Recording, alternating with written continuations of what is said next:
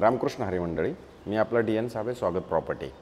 आज मी आपला मुक्काम केलेला आहे ढोकळेला आणि ढोकळेलाच एव्हरेस्ट वर्ल्ड नावाचं एक कॉम्प्लेक्स आहे।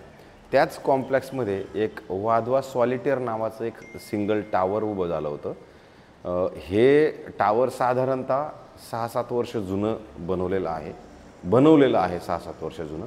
ताबा जे आहे त्याचा 3-4 वर्षापूर्वी ताबा दिलेला आहे, पण हे जॉइंट व्हेंचरमध्ये प्रोजेक्ट असल्यामुळे काही घरं काही इन्व्हेस्टर्सचे इथे बाकी आहेत। त्यातपैकी आपल्याकडे आता हा अनयूज अनटच असणारा एक 1 BHK फ्लॅट आहे जो बिलकुल वापरलेला नाही आहे। याचा मेंटेनन्स साधारणतः 2,500 ते 3,000 रुपये मेंटेनन्स असणार आहे आणि एक 450 याचं कार्पेट असणार आहे। खालच्याच फ्लोअरला हा फ्लॅट असणार आहे। फ्लॅट हा एकदम वापरलेला नाही आहे आणि जे फेसिंग आहे घराचं, हे घर असं असणार आहे की ज्यावेळेला आपण बाहेर जाणार आहोत त्यावेळेला हे ईस्ट म्हणजे बाहेर पडताना तुम्हाला पूर्व दिशेला घर बाहेर पडतं आणि आतमध्ये येताना हे वेस्ट असणार आहे। म्हणजे थोडक्यात ह्या साईडला ईस्ट आहे आणि ह्या साईडला वेस्ट आहे। शेजारी अजून एक फ्लॅट ऑलरेडी आहे आणि त्याच्यानंतर ज्यावेळेला आपण घरामध्ये एंट्री करतो तर घराची जर हॉल बघितलं तुम्ही तर हॉल तुम्हाला जाणवतो की प्रॉपर हा हॉल मोठा आहे।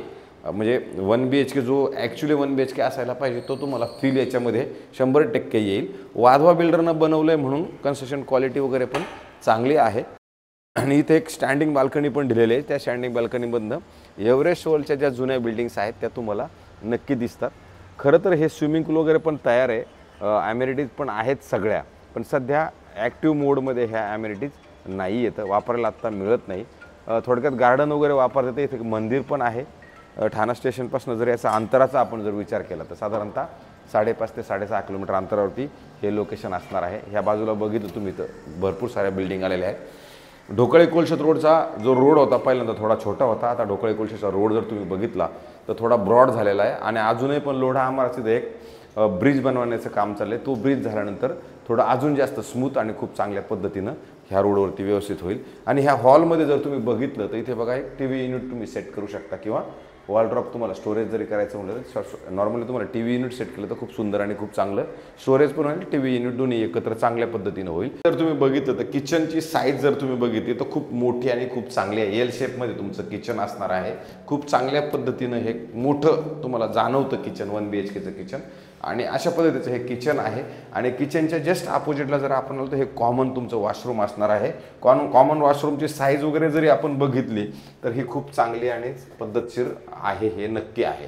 आणि अशाच पद्धतीचं हे घर आहे आणि बेडरूम असणार आहे। तर बेडरूमची साईज जर तुम्ही बघितली तर तुम्हाला तो 450चा फील नक्की येतो की बाबा 450चा हा बेडरूम हा फ्लॅट असू शकतो म्हणून, कारण ह्या फ्लॅटमध्ये तुम्ही बघितलं तर ह्या पद्धतशीर अशी जागा आहे आणि त्याच्यानंतर ह्या साईडला जरी आलात तर इथं परत स्टँडिंग बाल्कनी पण तुमची दिलेली आहे। आणि परत तुमचं ह्या साईडला आलात ना तर इथं तुम्हाला एक मोठं चांगलं प्रशस्त असं बाथरूम आहे। बाथरूमची साईज जर बघितली तर खूप मोठी आणि खूप चांगली आहे। हा फ्लॅट जो आहे हा फ्लॅट जर बघितला तर चांगला आहे आणि तुम्हाला मी मेंटेनन्स सगळं सांगितलेलं आहे। सगळ्या गोष्टींचं विवरण मी ऑलरेडी सगळ्यात पहिलंच दिलेलं आहे। आता फक्त विषय राहिला आपला तो रेटचा। तर ह्याचं रेट कोट करताना 79 लाख रुपये कोटिंग आहे। ह्याच्यामध्ये आपल्याला कमी होतील 79 प्लस स्टॅम्प ड्युटी रेशन ते सगळं एक्स्ट्रा लागणार आहे। पण ज्यावेळेला तुम्हाला घर आवडेल त्याच्यानंतर समजा आपल्याला ठरलं की बाबा आपल्याला घ्यायचं आहे तर त्याच्यात आपण बघू मग कसं आणि काय चांगलं होईल।